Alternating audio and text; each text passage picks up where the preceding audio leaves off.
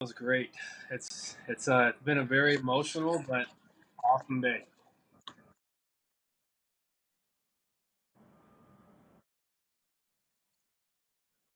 Okay.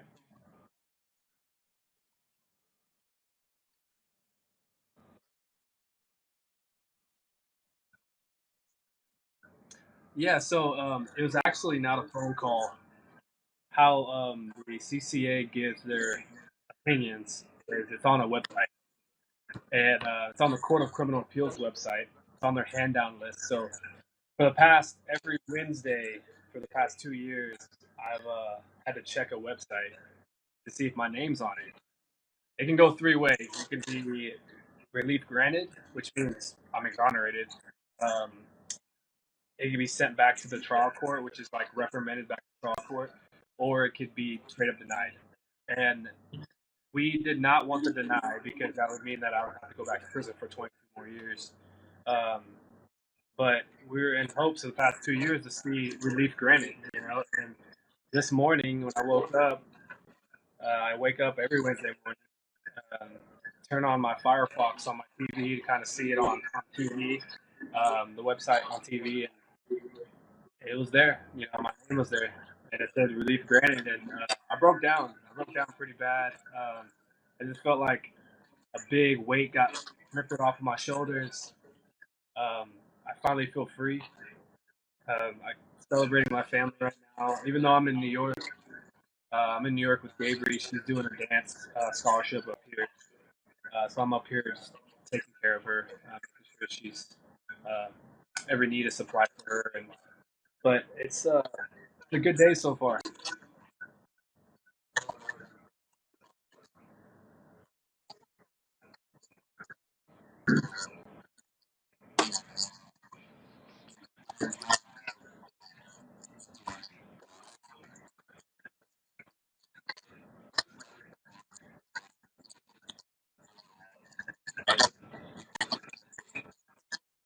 Yeah. So when I got released out of the Williamson County Jail, sorry, when I got released out of the Williamson County Jail, it was August 22nd, 2017, and I was released on bond.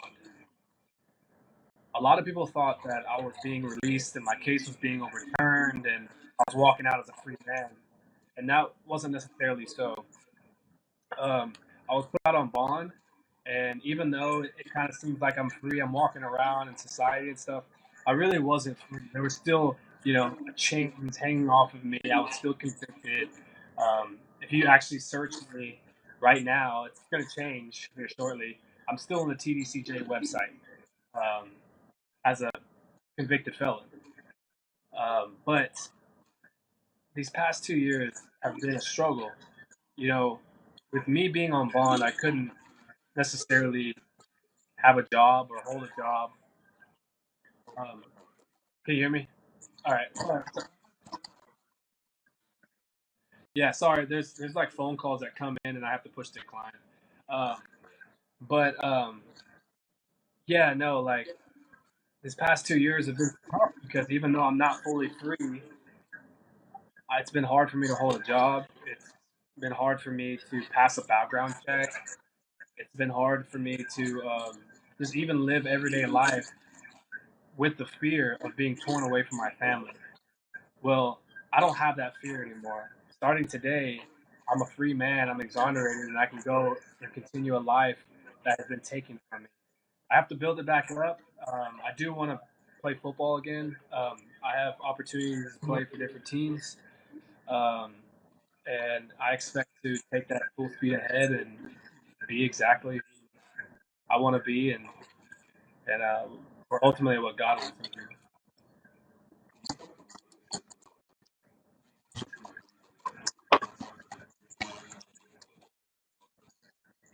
Yeah, so in January, I plan on marrying the love of my life, Gabriel, and going into that wedding with the fact that we can go in fully free completely excites me. The last thing I wanted, a thing that I've been dealing with, she's been dealing with, is the fear that I could be torn away and separated from her before that day. The past 2 years, we've been, planning a wedding. It's been stressful, planning for a very big wedding. But now that I know I'm free, we can go in there with full heart.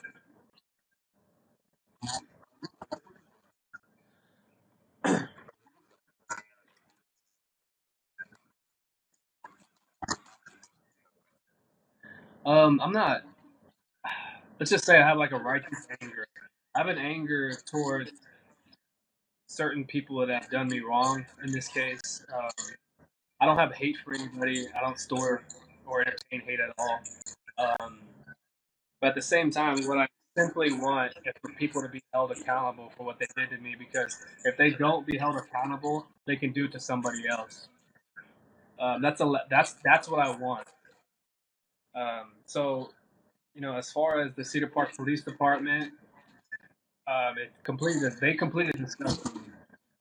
I believe that not every police officer in the Cedar Park Police Department is bad. I just think that the detective and the chief who allowed the detective to do my case and also states that it's some of the best investigation work he's ever said should not have a badge. People like that ruin people's lives and they ruined my life. And I've just got it back. And I want to make sure that nobody else's life gets ruined by the Cedar Park Police Department. So that's one thing I want to pursue with my time now. And I just want to be an advocate for people that are going through the same thing I'm going through. There's a lot I need to learn. There's a lot of things that I need to equip myself with, but I'm going to go ahead and do that and continue living life.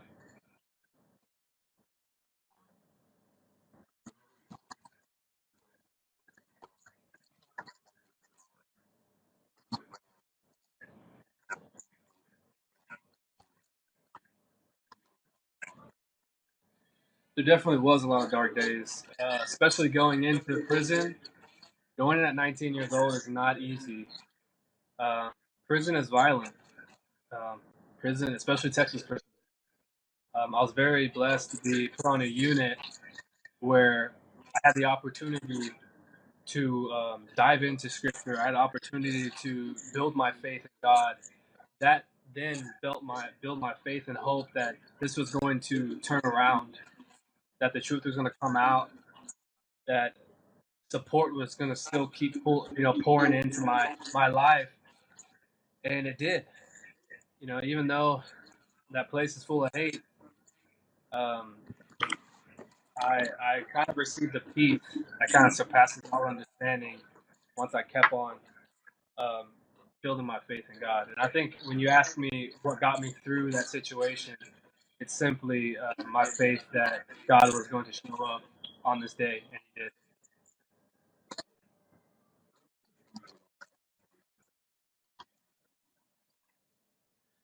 Well, the thing is that the truth about this is all I wanted to do was prove my innocence, that I didn't do this, that they're pursuing me and they're targeting me, and all I want to do is prove that I was innocent. Now, as far as Jonathan McCarty goes, there's a lot to explain. After the matter of fact, me being in prison, some of the evidence that they found on him, the Texas Rangers found on him, completely disgusted me.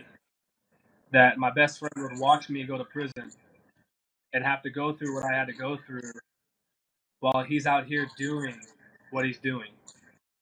As far as the sexual assault accusations, the evidence that proves that he's actually the perpetrator absolutely disgusted me because I thought this guy was my best friend. He's got a lot to answer, and we're going to get down to the bottom of it because I just don't want justice. I also want the victims to have justice. That's something that I want to pursue. That's something that's on my agenda as well. So I know that Sean Dick wants to kind of just close that case, but I would ask him to continue to look into it. So um, Jonathan has a lot to explain. I We're still waiting for an exoneration hearing date, and we'll play that by ear once that date gets set.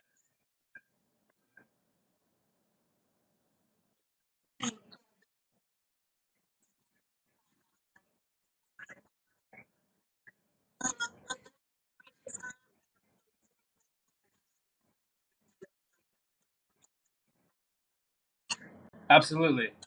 So, how an exoneration hearing works is my record would be completely expunged. Since they did agree on actual innocence, that would mean that I would have never went to prison. It would kind of just be like a black mark in my life that nothing happened. Um, but also will be compensated. That's more of like a win. But right now, I'm just so happy just to be completely free and celebrate with my family.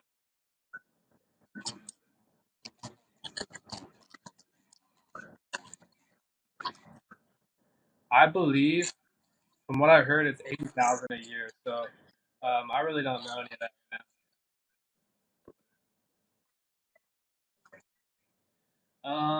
Well, I'm actually not with my family right now. We're kind of celebrating over the phone right now. So I'm with my fiance, and we're actually about to go pick up our engagement ring. Oh, actually, not engagement ring, her wedding ring. She already has an engagement ring, but we got her a wedding ring ready. So it kind of works out perfectly that we're supposed to pick it up today.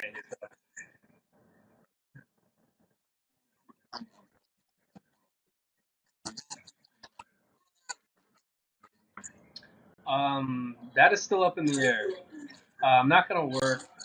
I have opportunities to play football. I'm going to pursue that, either if that's collegiate or NFL. I have opportunities in both. I just want to put on the pads again. I want to get on the field. If that's NFL or college, I just want to hear my options. But I'm completely available to do that now, and I'm ready to go do it.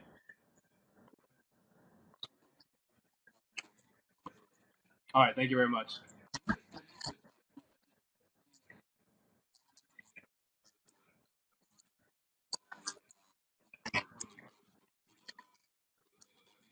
That's fine. Yeah, yeah, that's perfectly cool. I am. Yeah, yeah. No, We take pictures all the time.